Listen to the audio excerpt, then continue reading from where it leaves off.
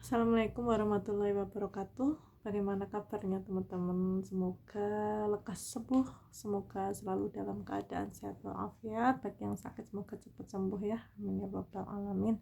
Nah, teman-teman, saya akan membahas terkait GERD anxiety psikosomatis atau keluhan yang saya rasakan saat pertama kali saya kena di tahun 2014.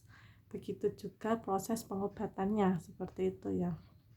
Nah, jadi waktu itu keluh keluhannya saya lebih ke arah lambungnya yang bermasalah, tapi akhirnya ke psikis juga sih, cuman psikisnya waktu itu nggak terlalu bermasalah, tapi lebih ke lambungnya tuh bisa dikatakan ya lumayan berat teman-teman ya, soalnya yang dirasain macam-macam, ada panas, ada heartburn, ada sesak nafas, engap, keliengan, takut pingsan, terus sering diare, bahkan kadang juga BAB darah, terus apa ya, batuk, oh banyak lah teman-teman, terus ulwati nyeri dan lain sebagainya gitu. Jadi emang bisa dikatakan sebenarnya cukup parah ya asam lambung GERD dan anxiety waktu saya yang pertama kali itu. Nah, itu karena itu masih tahun 2014, saya nggak ngerti itu penyakit apa, karena keluhannya itu eh, nggak nyaman. Saya kira itu tuh penyakit berat karena bener-bener nggak nyaman dari ujung kepala sampai ujung kaki, semua lemes, pegel, nggak ada daya. Istilahnya saya mandi aja teman-teman ya, mandi itu pegang ciduk aja itu tuh kayak kayak apa ya, nggak kuat gitu loh, padahal ciduk isinya airnya cuma dikit, itu udah kayak lemes gitu, boro-boro mau mandi gitu ya.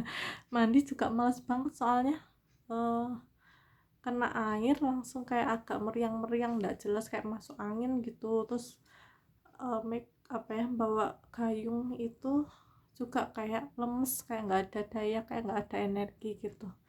Sampai saya pikir ini kenapa, saya sakit apa, itu yang jadi beban pikiran saya, yang pada akhirnya psikis saya juga sempat kena sih waktu itu teman-teman ya. Cuman memang saya eh, waktu itu karena saya kuliah S2 psikologi, jadi saya agak memahami ilmunya dan saya ingin mencoba untuk mempraktekkan saat itu kayak gitu. Jadi eh, awal-awal pasti cemas, ada rasa takut, ada. Ini yang saya khawatirkan, ini tuh penyakit apa sih kayak gitu. Kemudian kok rasanya nggak enak banget, nggak nyaman banget kayak gitu. Nah, itu lama-lama saya terapkan konsep berpikir positif. Jadi ada keluhan-keluhan apapun yang ada di dalam tubuh saya, itu saya alihkan ke hal-hal yang positif teman-teman. Misalnya saya olahraga, kemudian saya mendengarkan musik saat itu, kemudian saya merubah sikap saya, merubah kepribadian saya, kemudian menjaga pola makan, saya bertobat dan ikhtiar untuk berobat juga. Nah gitu, jadi banyak-banyak dengar kajian, kemudian berobat ke sana kemari, alternatif dijalankan, ke dokter juga dijalani, eh, dokter dalam mengatakan bahwa saya sehat. Jadi saya waktu itu kena itu 8 bulan teman-teman, tapi waktu periksa ke dokter dalam itu di saat saya menjelang 8 bulan, jadi sekitar bulan ke-6 saya baru ke dokter dalam. Sebelumnya cuman ke dokter umum terus kayak gitu, cuman kan ya perubahannya enggak terlalu nampaknya.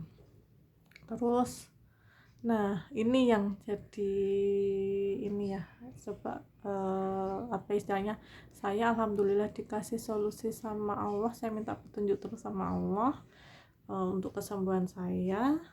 Dan ternyata ditemukan bahwasanya saya sakit ini tuh kenapa, karena saya mempunyai gigi impaksi di belakang yang harus dioperasi. dan itu ternyata sumber dari saya mengalami asam lambung, teman-teman. Nah, saya puasa Ramadan saat itu tetap menjalankan puasa karena saya niatkan lillahi ta'ala untuk beribadah dan untuk mencari kesembuhan kayak gitu ya. Kemudian setelah itu mulai ada berangsur membaik setelah Ramadan, puasa alhamdulillah bisa puasa full, dan semenjak itu mulai ada perbaikan pelan-pelan.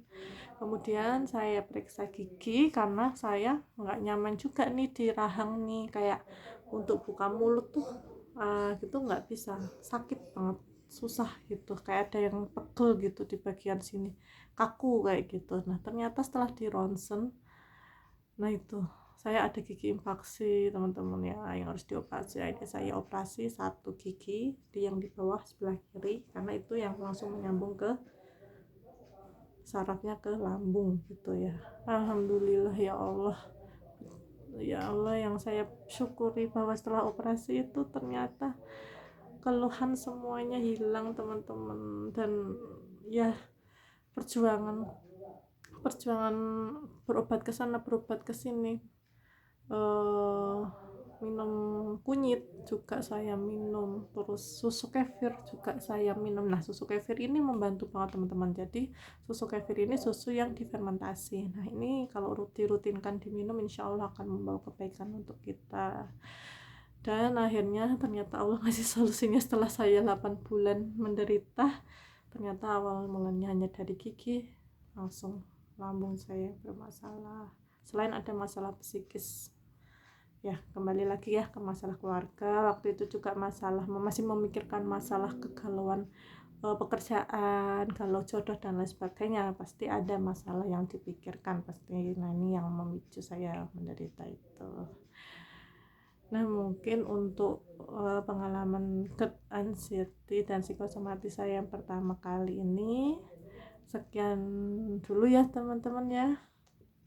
Oh iya, jadi setelah saya operasi itu benar-benar pas diambil gigi infeksinya itu langsung sembuh, teman-teman. Nah, coba ya buat teman-teman yang ada keluhan rahangnya kaku, untuk buka mulut sakit, coba deh teman-teman cek ronsen giginya. Barangkali ada gigi infeksi yang emang dia harus diambil kayak gitu. Seperti itu. Nah, itu ikhtiar-ikhtiar yang saya lakukan. Mungkin untuk lebih jelasnya lagi saya akan lanjutkan di channel berikutnya ya. Terima kasih, semangat buat teman-teman semuanya, semoga lekas sembuh dan sehat berkat pertolongan Allah Subhanahu wa taala ya.